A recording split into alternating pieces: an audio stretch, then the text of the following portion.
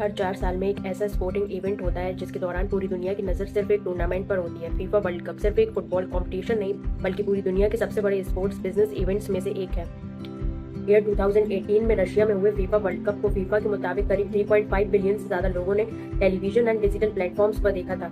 जरा इमेजिन कीजिए, दुनिया की लगभग आधी पॉपुलेशन किसी न किसी तरीके से इस टूर्नामेंट से जुड़ी हुई थी और हर नया वर्ल्ड कप पिछले रिकॉर्ड्स को तोड़ते हुए और भी बड़ी ऑडियंस अट्रैक्ट कर रहा है। लेकिन क्या आपने कभी सोचा है कि आखिर फीफा खुद पैसे कैसे कमाता है? जब स्टेडियम्स पूरी तरह पैक्ड होते हैं, ब्रॉडकास्टर्स अरबों रुपए खर्च करते हैं, बड़ी बड़ी कंपनीज स्पॉन्सरशिप डील्स साइन करती हैं और करोड़ों फैंस वर्ल्ड कप देखते हैं, तो सबसे ज्यादा फायदा आखिर किसे होता है? और इससे भी बड़ा सवाल, अगर वर्ल्ड कप होस्ट कराने में किसी देश को बिलियंस ऑफ डॉलर्स खर्च करने पड़ते हैं, तो फिर दुनिया के अलग अलग कंट्रीज इसे होस्ट कराने के लिए इतनी कॉम्पिटिशन क्यों करती है? क्या उन्हें इससे इतना बड़ा प्रॉफिट मिलता है या फिर ये सिर्फ एक प्रेस्टीज एंड ग्लोबल इमेज का गेम है?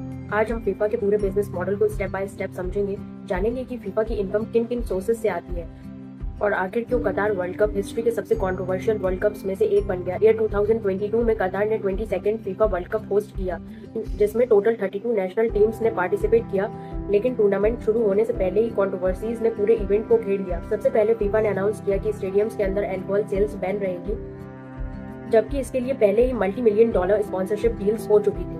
इसके बाद migrant workers, construction projects, LGBTQ rights and human rights जैसे मुद्दों को लेकर कतार एंड फीफा दोनों पर लगातार सवाल उठने लगे। इंटरनेशनल मीडिया में हेडलाइंस बढ़ने लगी कि आखिर इतने कंट्रोवर्सीज के बावजूद कतार को होस्टिंग राइट्स कैसे मिल गए। लेकिन इन सभी सवालों का जवाब समझने से पहले ये जानना जरूरी है कि आखिर फीफा है क्या। फीफा का फुल फॉर्म है फेडरेशन इंटरनेशनल दे फुटबॉल एसोसिएशन। ये एक फ्रेंच नेम है जिसका इंग्लिश में मीनिंग होता है international federation of association football. इस ऑर्गेनाइजेशन की फाउंडेशन ईयर 1904 में रॉबर्ट गुएरिन ने की थी। उन्होंने 7 डिफरेंट कंट्रीज के फुटबॉल रिप्रेजेंटेटिव्स को पेरिस में एक साथ लाकर फीफा फाउंडेशन एक्ट पर साइन करवाए। इसी के साथ फीफा की ऑफिशियल शुरुआत हुई एंड रॉबर्ट गुएरिन इसके पहले प्रेसिडेंट बने। आज 100 ईयर्स से भी ज्यादा टाइम के बाद फीफा दुनिया की सबसे बड़ी फुटबॉल गवर्निंग ऑर्गेनाइजेशन बन चुकी है। आज फीफा के साथ 211 फुटबॉल एसोसिएशंस एफिलिएटेड है। इंटरेस्टिंग बात यह है कि सभी इंडिपेंडेंट कंट्रीज नहीं है, इसमें कुछ ऐसी टेरिटरीज भी शामिल है जो किसी दूसरे नेशन का हिस्सा है, लेकिन फीफा में उनकी अपनी अलग फुटबॉल एसोसिएशन मौजूद है। फीफा की ये सभी एसोसिएशंस 6 मेजर कॉन्टिनेंटल कॉन्फेडरेशन में डिवाइड की गई है: Africa, Europe, south America, Asia, Oceania, north America, central America and Caribbean. दुनिया का सिर्फ एक कॉन्टिनेंट ऐसा है जिसकी कोई फीफा कॉन्फेडरेशन नहीं है, अंटार्कटिका। वजह बिल्कुल ऑब्वियस है, क्योंकि वहाँ परमानेंट पॉपुलेशन लगभग ना के बराबर है। अब यहाँ एक ऐसी बात आती है जिसे सुनकर शायद सबसे ज्यादा सरप्राइज होंगे।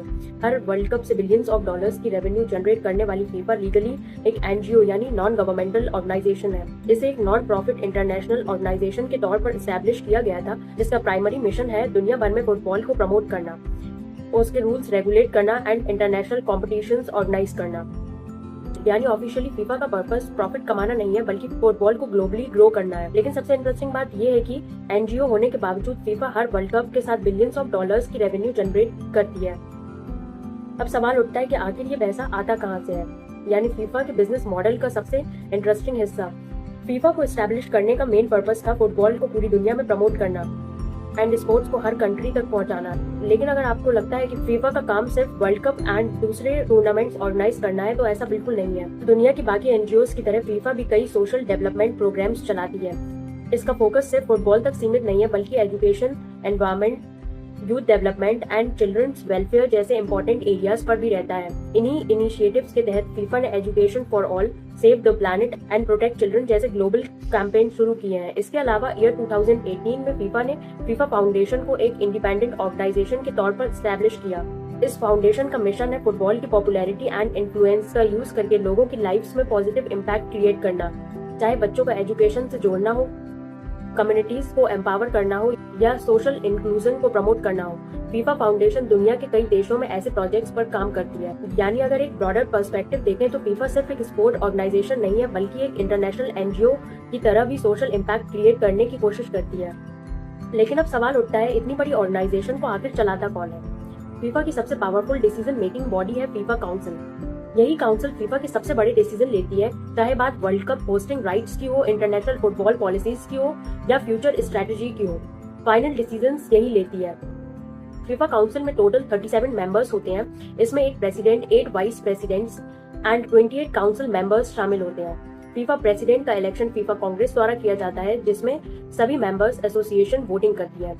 अब अगर फीफा के बिजनेस मॉडल की बात करें तो ये बाकी ऑर्गेनाइजेशन की तरह ईयरली बेसिस पर ऑपरेट नहीं करती है। फीफा का पूरा फाइनेंशियल मॉडल 4 ईयर साइकिल पर बेस्ड होता है, जो हर फीफा वर्ल्ड कप के आसपास रिवॉल्व करता है। फॉर एग्जाम्पल, ईयर 2015 से 2018 की साइकिल में फीफा ने लगभग 6.4 बिलियन US डॉलर्स की रेवेन्यू जनरेट की। सबसे इंटरेस्टिंग बात यह है कि टोटल रेवेन्यू का लगभग 83% हिस्सा सिर्फ ईयर 2018 फीफा वर्ल्ड कप से आया था। यानी फीफा की सबसे बड़ी अर्निंग किसी डोमेस्टिक लीग या रेगुलर फुटबॉल टूर्नामेंट से नहीं, बल्कि सिर्फ फीफा वर्ल्ड कप से होती है। इसके बाद ईयर 2019 से ईयर 2022 की साइकिल आई, जिसमें कतार वर्ल्ड कप शामिल था। एक्सपर्ट्स के अकॉर्डिंग इस साइकिल में फीफा अराउंड 7.5 बिलियन डॉलर्स की रिकॉर्ड रेवेन्यू जनरेट कर चुकी है, और प्रोजेक्शंस तो यहाँ तक बताते हैं कि आने वाली साइकिल में फीफा की टोटल रेवेन्यू 10 बिलियन डॉलर्स तक पहुँच सकती है। ऐसा क्या बदल गया है कि हर नए वर्ल्ड कप के साथ फीफा पहले से कहीं ज्यादा पैसे कमा रही है? इसके पीछे 2 इम्पोर्टेंट रीजंस बताए जाते हैं। पहला रीजन वुमेन्स फुटबॉल की लगातार बढ़ती ग्लोबल पॉपुलैरिटी। पहले वुमेन्स फुटबॉल को उतनी कमर्शियल वैल्यू नहीं मिलती थी, लेकिन पिछले कुछ ईयर्स में इसकी ऑडियंस एंड व्यूअरशिप में बहुत ज्यादा ग्रोथ देखने को मिलती है। इसी वजह से फीफा ने वुमेन्स फुटबॉल के लिए अलग बिजनेस स्ट्रेटजी तैयार की है। फॉर एग्जाम्पल, ईयर 2020-23 में फीफा वुमेन्स वर्ल्ड कप, जिसे ऑस्ट्रेलिया एंड न्यूजीलैंड ने होस्ट किया था, उसके लिए फीफा ने पहली बार कई इंडिपेंडेंट स्पॉन्सरशिप डील्स साइन की, एंड वुमेन्स वर्ल्ड कप के स्पॉन्सर्स मेंस वर्ल्ड कप से डिफरेंट थे। इस स्ट्रेटजी की वजह से फीफा को एक बिल्कुल नई रेवेन्यू स्ट्रीम मिल गई, जो आने वाले ईयर्स में और भी बड़ी होने की उम्मीद है। सेकंड मेन रीजन है फीफा वर्ल्ड कप का लगातार एक्सपेंड होना। ईयर 2020-26 में होने वाला वर्ल्ड कप अब तक का सबसे बड़ा टूर्नामेंट है। जहां पहले 32 टीम्स पार्टिसिपेट करती थी, वहीं अब 48 टीम्स खेल रही हैं। इस एक्सपेंशन का सीधा मेन मीनिंग है ज्यादा टीम्स, ज्यादा मैचेस और ज्यादा दिनों तक चलने वाला टूर्नामेंट। जब मैचेस बढ़ेंगे तो ब्रॉडकास्टर्स के पास ज्यादा कंटेंट होगा, एडवर्टाइजर्स को ज्यादा एडवर्टाइजिंग स्लॉट्स मिलेंगे, एंड फैंस भी लंबे टाइम तक वर्ल्ड कप से जुड़े रहेंगे। ऑडियंस अटेंशन बढ़ेगी, जिसके साथ फीफा की अर्निंग भी बढ़ेगी। ईयर 2020-26 फीफा वर्ल्ड कप की सबसे खास बात यह है कि इसे पहली बार 3 देश United states, Canada and Mexico मिलकर होस्ट कर रहे हैं। अब तक की फाइनेंशियल रिपोर्ट्स को देखें तो एक बात बिल्कुल साफ दिखाई देती है, फीफा की सबसे बड़ी अर्निंग किसी दूसरे टूर्नामेंट से नहीं, बल्कि सिर्फ फीफा वर्ल्ड कप से होती है। आज भी फीफा की टोटल रेवेन्यू का अराउंड 95% हिस्सा सिर्फ वर्ल्ड कप से आता है। Now we are moving on to the revenue breakdown of FIFA. सबसे रीसेंट वर्ल्ड कप की फाइनल फाइनेंशियल रिपोर्ट टूर्नामेंट खत्म होने के बाद ही पब्लिश होती है, इसलिए यहाँ हम ईयर 2015 से ईयर 2018 में होने वाली फाइनेंशियल साइकिल का एग्जाम्पल लेंगे, जिसमें ईयर 2018 में रशिया वर्ल्ड कप शामिल था। अब बात करते हैं फीफा के इनकम की सबसे बड़े सोर्स की। पहला रेवेन्यू सोर्स ब्रॉडकास्टिंग राइट्स से आता है। ये फीफा की इनकम का सबसे बड़ा पिलर है। ईयर 2015 से ईयर 2018 की साइकिल में फीफा ने टोटल 6.4 बिलियन US डॉलर्स की रेवेन्यू जनरेट की थी। इसमें अराउंड 3.1 बिलियन डॉलर्स यानी लगभग आधा रेवेन्यू सिर्फ ब्रॉडकास्टिंग राइट्स सेल कर आया था। हर कंट्री के television broadcaster and streaming platforms FIFA से ब्रॉडकास्टिंग राइट्स खरीदते हैं, ताकि उनके प्लेटफॉर्म पर ही ऑफिशियल मैचेस दिखाए जा सकें। फैंस जितना वर्ल्ड कप देखते हैं, ब्रॉडकास्टर्स उतना ही फीफा को पेमेंट करते हैं। इंडिया का एग्जांपल लें तो वाईकॉम 18 ने फीफा वर्ल्ड कप के ब्रॉडकास्टिंग राइट्स लेने के लिए अराउंड 450 करोड़ की डील की थी। इसी वजह से इंडिया में फैंस वर्ल्ड कप के मैचेस को देख पाए। अब आते हैं फीफा के वर्ल्ड कप के सेकंड सोर्स पर। सेकंड रेवेन्यू सोर्स है मार्केटिंग राइट्स। ब्रॉडकास्टिंग के बाद फीफा की सबसे बड़ी अर्निंग मार्केटिंग राइट से होती है। ईयर 2015 से ईयर 2018 की साइकिल में फीफा ने अराउंड 1.66 बिलियन US डॉलर्स सिर्फ स्पॉन्सरशिप एंड मार्केटिंग डील्स में कमाए। दुनिया की सबसे बड़ी बड़ी कंपनीज फीफा को करोड़ों एंड अरबों डॉलर्स देती हैं, ताकि वर्ल्ड कप के दौरान उनके ब्रांड्स करोड़ों व्यूअर्स तक पहुंच सके। ये फीफा के लॉन्ग टर्म ग्लोबल पार्टनर्स होते हैं, जिसमें एडिडास, कोका कोला, हुंडई, किया, वीसा, कतार एयरवेज, कतार एनर्जीज एंड वांडा ग्रुप जैसी मल्टीनेशनल कंपनीज इन्वॉल्व रहती हैं। ये कंपनीज सिर्फ एक स्पेसिफिक वर्ल्ड कप टूर्नामेंट के लिए स्पॉन्सरशिप राइट्स खरीदती हैं। इसके अलावा फीफा के पास रीजनल सपोर्ट भी होता है। ये अलग अलग रीजन्स के ब्रांड होते हैं जो रीजनल मार्केटिंग राइट्स खरीदते हैं। अगर सिर्फ broadcasting rights and marketing rights को जोड़ दे तो फीफा की टोटल रेवेन्यू का अराउंड 75% हिस्सा सिर्फ इन 2 रिसोर्सेज से आता है। फीफा का सबसे बड़ा business television audience and global brands पर टिका हुआ है। अब बात करते हैं थर्ड रेवेन्यू रिसोर्स की। Third revenue resource ticket sales. जब लाखों फुटबॉल फैंस स्टेडियम में बैठकर लाइव मैच देखते हैं तो वहां से भी फीफा की अच्छी इनकम होती है। ईयर 2015 से ईयर 2018 की साइकिल में फीफा ने अराउंड 564 मिलियन यूएस डॉलर सिर्फ टिकट सेल करके कमाए थे। एंड जैसे वर्ल्ड कप की पॉपुलैरिटी बढ़ रही है वैसे ही टिकट डिमांड भी बढ़ती जा रही है। इसी वजह से ईयर 2026 में होने वाला वर्ल्ड कप और ज्यादा रेवेन्यू बढ़ा सकता है। इसके अलावा FIFA hospitality packages and accommodation rights बेचकर भी कमाई करती है। ईयर 2018 वर्ल्ड कप के दौरान इस कैटेगरी में अराउंड 148 मिलियन यूएस डॉलर्स की रेवेन्यू आई, जो टोटल रेवेन्यू की अराउंड 11% हिस्सा थी।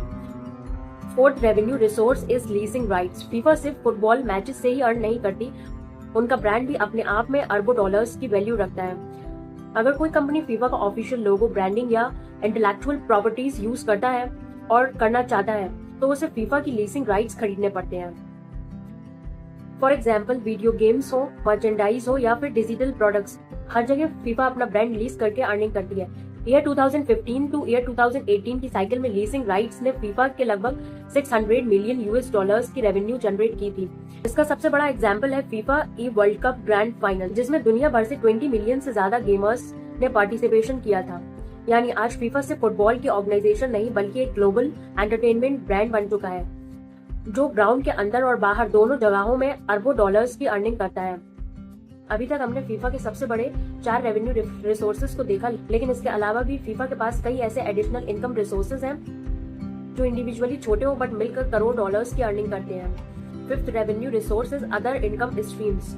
इस कैटेगरी में फीफा की कई अलग अलग इनकम्स शामिल होती हैं, जैसे FIFA club world cup, disciplinary penalties and apparels, FIFA quality programme and real estate properties को रेंट पर देना, फीफा वर्ल्ड फुटबॉल म्यूजियम से होने वाली earning and films, documentaries and video rights की लीजिंग। अलग अलग देखने पर ये सारे सोर्सेस बहुत बड़े नहीं लगते, लेकिन जब इन्हें एक साथ जोड़ा जाता है तो इनकी कंट्रीब्यूशन काफी सिग्निफिकेंट हो जाती है। ईयर 2015 से ईयर 2018 की फाइनेंशियल साइकिल में इन सभी रिसोर्सेज से फीफा ने टोटल मिलाकर अराउंड 322 मिलियन यूएस डॉलर्स की रेवेन्यू जनरेट की थी। इन सभी एडिशनल रेवेन्यू स्ट्रीम्स से सबसे बड़ा कंट्रीब्यूशन था फीफा क्लब वर्ल्ड कप का। अकेले इसी टूर्नामेंट से फीफा ने around 123 million US dollars earn किए थे। FIFA club world cup annual knockout tournament होता है, जिसमें दुनिया के अलग अलग कॉन्टिनेंटल क्लब चैंपियनशिप जीतने वाली टीम्स पार्टिसिपेट करती हैं। टोटल 7 टीम्स इस टूर्नामेंट में पार्टिसिपेट करती हैं। इसमें 6 टीम्स अलग अलग कॉन्टिनेंटल चैंपियनशिप लीग की विनर होती है एंड 7th नंबर की टीम होस्ट कंट्री की डोमेस्टिक चैंपियनशिप होती है। ये टूर्नामेंट डिसाइड करता है कि दुनिया का सबसे बड़ा बेस्ट फुटबॉल क्लब कौन है। लेकिन अब क्वेश्चन ये उठता है, इतने अरबों डॉलर कमाने वाली फीफा आखिर खर्च कहाँ करती है? और यहाँ पर फीफा का बिजनेस मॉडल सबसे ज्यादा सरप्राइजिंग बन जाता है, क्योंकि अगर आप सोच रहे हैं कि वर्ल्ड कप ऑर्गेनाइज कराने में फीफा अरबों डॉलर्स खर्च करती होगी तो सच बिल्कुल अलग है। फीफा खुद वर्ल्ड कप पर बहुत कम पैसा खर्च करती है। फीफा की ऑपरेटिंग कॉस्ट जितनी लोग सोचते हैं उससे कहीं कम होती है। वर्ल्ड कप के दौरान स्टेडियम्स बनाना, रोड्स तैयार करना, एयरपोर्ट्स अपग्रेड करना, सिक्योरिटी प्रोवाइड करना, पब्लिक ट्रांसपोर्ट मैनेज करना एंड पूरे टूर्नामेंट की इंफ्रास्ट्रक्चर कॉस्ट, इसमें से लगभग सारी मेजर एक्सपेंस होस्ट कंट्री उठाती है। यानी जिस कंट्री को वर्ल्ड कप होस्ट कराने का मौका मिलता है वही अपनी गवर्नमेंट के जरिए टूर्नामेंट की अधिकांश ऑर्गेनाइजेशन कॉस्ट पे करता है। होस्टिंग एग्रीमेंट के अकॉर्डिंग फीफा को टैक्स एग्जेम्पशन भी मिलता है। फीफा की डायरेक्ट एक्सपेंसेस की बात करें तो उनका सबसे बड़ा कॉस्ट कंपोनेंट होता है प्राइस मनी, जो वर्ल्ड कप में पार्टिसिपेट करने वाली टीम्स को उनके परफॉर्मेंस के अकॉर्डिंग मिलता है। ईयर 2022 में फीफा वर्ल्ड कप के लिए फीफा ने टोटल 440 मिलियन यूएस डॉलर्स का प्राइस पूल रखा था। इसमें चैंपियन टीम को 42 मिलियन यूएस डॉलर्स मिले, रनर अप टीम को 30 मिलियन यूएस डॉलर्स दिए गए एंड बाकी सारी टीम्स को उनकी फाइनल रैंकिंग के अकॉर्डिंग अलग अलग प्राइज मनी मिली, जो अराउंड 27 मिलियन डॉलर्स से लेकर 9 मिलियन डॉलर्स तक थी। यानी फीफा के लिए सबसे बड़ा डायरेक्ट एक्सपेंस प्राइज मनी है। लेकिन सबसे इंटरेस्टिंग क्वेश्चन ये है, अगर फीफा खुद इतना कम खर्च करती है तो फिर वर्ल्ड कप होस्ट करने वाले कंट्रीज को आखिर इतना पैसा खर्च क्यों करना पड़ता है? For example year 2022 FIFA world cup, तो कई मेन मीडिया रिपोर्ट्स जैसे फोर्ब्स एंड ब्लूमबर्ग के अकॉर्डिंग कतार ने वर्ल्ड कप से जुड़ी प्रोजेक्ट्स पर around 200 billion US dollars spend किए। ये $200 बिलियन सिर्फ स्टेडियम्स बनाने में खर्च किया गया था। कतार गवर्नमेंट पहले से ही कतार नेशनल विजन 2030 के नाम से ही एक लॉन्ग टर्म डेवलपमेंट प्लान चला रही थी। वर्ल्ड कप उस विजन का सबसे बड़ा हिस्सा बन गया था। यानी वर्ल्ड कप सिर्फ एक स्पोर्ट्स इवेंट नहीं था, बल्कि कतार के फ्यूचर इंफ्रास्ट्रक्चर डेवलपमेंट का कैटलिस्ट भी था। इसी प्रोजेक्ट के तहत कतार ने एक मॉडर्न मेट्रो नेटवर्क तैयार किया ताकि वर्ल्ड कप के दौरान ट्रांसपोर्टेशन ईजी हो सके। लेकिन ये एक मेट्रो सिस्टम सिर्फ टूर्नामेंट के लिए नहीं बना, बल्कि आज भी कतार के रेजिडेंट्स रोजाना इसे यूज करते हैं। इसके अलावा कंट्री का इंटरनेशनल एयरपोर्ट एक्सपेंड किया गया, नई लग्जरी होटल्स बनाए गए, दोहा में नए residential and commercial districts development किए गए एंड पब्लिक इंफ्रास्ट्रक्चर को इंटरनेशनल स्टैंडर्ड्स के अकॉर्डिंग अपग्रेड किया गया। इसलिए $200 बिलियन का पूरा अमाउंट सिर्फ वर्ल्ड कप पर खर्च नहीं हुआ। उस इन्वेस्टमेंट का बड़ा हिस्सा आने वाली कई दशकों तक कतार की इकोनॉमी एंड टूरिज्म को सपोर्ट करेगा। For example, year 2022 world cup के लिए टोटल 8 स्टेडियम्स में मैचेस खेले गए। इसमें 7 स्टेडियम्स खास तौर पर इसी टूर्नामेंट के लिए नए बनाए गए। कतार गवर्नमेंट के अकॉर्डिंग सिर्फ इन स्टेडियम्स के कंस्ट्रक्शन पर अराउंड $6.5 बिलियन खर्च किए गए। यानी अब तक स्टेडियम की कॉस्ट ही कई देशों के पूरे एनुअल बजट के बराबर थी। अब यहाँ एक और इंटरेस्टिंग बात है, कतार को वर्ल्ड कप होस्ट करने का राइट 2022 में नहीं, बल्कि पूरे 12 साल पहले यानी 2010 में मिल गया था। जब फीफा ने होस्ट कंट्रीज अनाउंस की, तब कई बड़ी कंट्रीज और एक्सपीरियंस कंट्रीज भी रेस में शामिल थी। United states, Japan, south Korea and Australia जैसी कंट्रीज ने भी होस्टिंग राइट्स के लिए बिड सबमिट की थी। उस टाइम इस डिसीजन को एक हिस्टोरिक मूवमेंट बताया गया, क्योंकि हिस्ट्री में पहली बार कोई middle eastern country FIFA world cup host करने जा रही थी। फीफा प्रेसिडेंट सेप ब्लैटर ने भी इस डिसीजन का सपोर्ट किया था। उनका कहना था कि वर्ल्ड कप को नए रीजन्स तक ले जाना फुटबॉल को ट्रूली ग्लोबल बनाने की डायरेक्शन में एक बड़ा कदम हो सकता है। लेकिन टाइम बीतने के साथ साथ ये डिसीजन दुनिया के सबसे कंट्रोवर्शियल स्पोर्टिंग डिसीजन में बदल गया। और आखिर ये हुआ कैसे? एक हिस्टोरिक डिसीजन बाद में इतनी बड़ी कंट्रोवर्सी कैसे बना? इसके पीछे कई अलग अलग रीजंस बताए जाते हैं। इन्हीं कंट्रोवर्सीज ने पूरे टूर्नामेंट को लगातार हेडलाइंस में बनाए रखा। नंबर 1 कंट्रोवर्सी थी माइग्रेंट वर्कर्स। कतार की पॉपुलेशन का एक बहुत बड़ा हिस्सा दूसरे देश से काम करने आए लोगों का था, खासकर इंडिया, बांग्लादेश, पाकिस्तान, नेपाल एंड श्रीलंका जैसे साउथ एशियन कंट्रीज को लाखों वर्कर्स वहां कंस्ट्रक्शन एंड इंफ्रास्ट्रक्चर प्रोजेक्ट्स पर वर्क करने पहुंचे। इन वर्कर्स को लेकर इंटरनेशनल ह्यूमन राइट्स ऑर्गेनाइजेशन ने गंभीर एलिगेशंस लगाए। रिपोर्ट्स के अकॉर्डिंग कई वर्कर्स को ऐसी कंडीशन में वर्क करना पड़ा कि वर्कर्स अपनी जॉब्स फ्रीली चेंज नहीं कर सकते थे। कई वर्कर्स के पासपोर्ट्स एम्प्लॉयर्स के पास रखे जाते थे।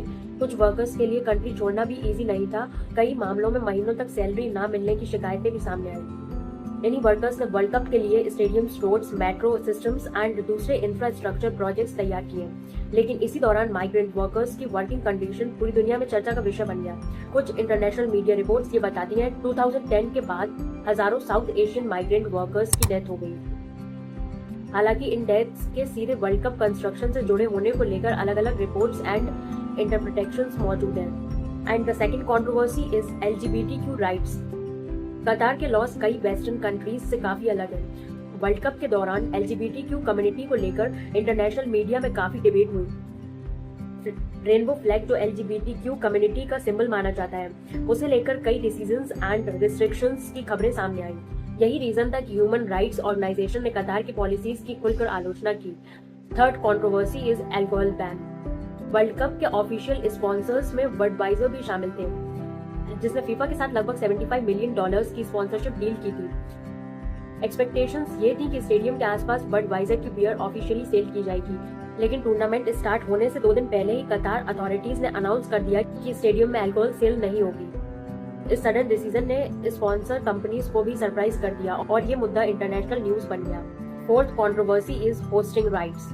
कतार को वर्ल्ड कप होस्टिंग राइट्स आखिर मिले कैसे? जब 2010 में फीफा ने कतार को 2022 वर्ल्ड कप होस्ट करने का राइट दिया, उसी टाइम इस डिसीजन पर सवाल उठना शुरू हो गए थे। आने वाले ईयर्स में फीफा एग्जीक्यूटिव कम्युनिटी के कई मेंबर्स करप्शन एंड मिसकंडक्ट के मामलों में इन्वेस्टिगेशन या लीगल स्क्रूटनी का भी सामना करते रहे। रिपोर्ट्स के अकॉर्डिंग उस टाइम एग्जीक्यूटिव कम्युनिटी के 22 मेंबर्स में से आधे से ज्यादा किसी न किसी करप्शन या इन्वेस्टिगेशन से जुड़े रहे। इसी वजह से होस्टिंग प्रोसेस में ट्रांसपेरेंसी पर भी लगातार सवाल उठते गए। सबसे गंभीर एलिगेशन ये था कि कतार को होस्टिंग राइट्स दिलाने के लिए फीफा के कुछ ऑफिशियल्स को ब्राइब भी दी गई।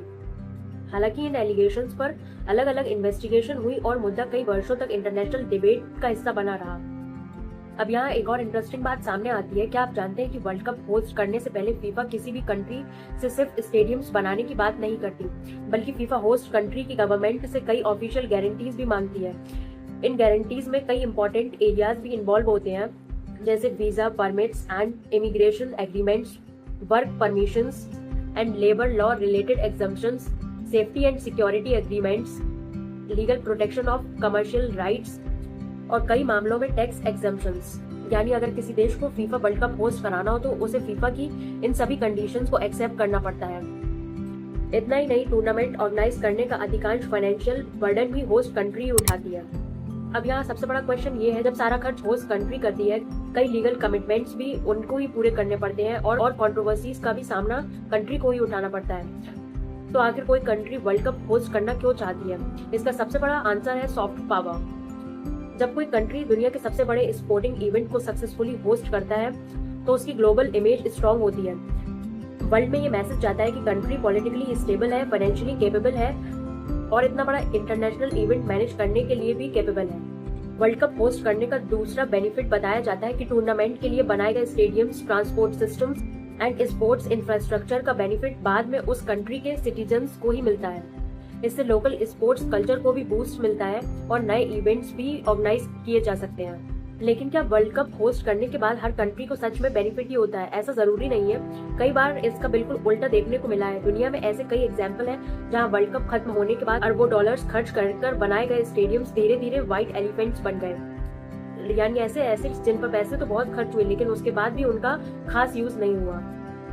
जिसने 2014 में वर्ल्ड कप होस्ट किया था, ब्राजील ने वर्ल्ड कप के लिए अराउंड 3 बिलियन यूएस डॉलर्स खर्च किए, लेकिन टूर्नामेंट खत्म होने के बाद ही स्टेडियम की हालत चर्चा का विषय बन गई। इसी तरह क्वेबा स्टेडियम को लेकर भी रिपोर्ट सामने आई कि वहाँ फैसिलिटीज पूरी तरह यूज नहीं हो पाई और कुछ समय बाद लॉकर रूम्स में भी होमलेस लोगों के रहने की खबरें मीडिया में सामने आई। वहीं नेटल स्टेडियम के ऑपरेटर्स ने रेवेन्यू जनरेट करने के लिए वहाँ weddings, birthday parties and private events organise किए, लेकिन ये मॉडल भी उम्मीद के मुताबिक सक्सेसफुल नहीं हुआ।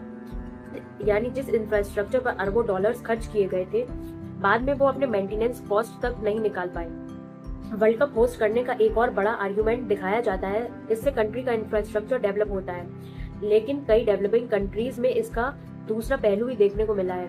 कई बार मेगा स्पोर्टिंग इवेंट की वजह से एग्जिस्टिंग इंफ्रास्ट्रक्चर पर भी इतना ज्यादा प्रेशर पड़ा है कि आम लोगों को उसकी कीमत चुकानी पड़ी।